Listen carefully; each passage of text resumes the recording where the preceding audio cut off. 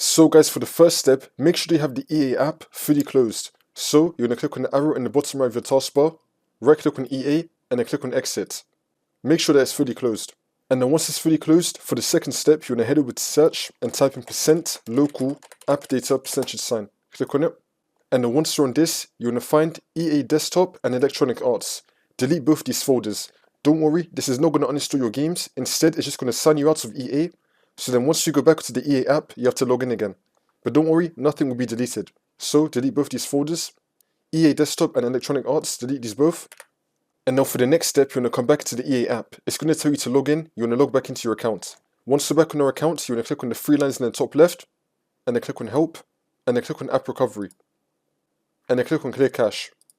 It's now going to clear your cache, and it's then going to take us back into the EA app. This should now fix your problem. If the problem is still not fixed, for the second method, you're going to head over to search and type in View Network Connections. Click on it. And then once you're on this, you're going to find your network adapter. You're going to double click on it. And then click on Properties. And then click on Internet Protocol version 4.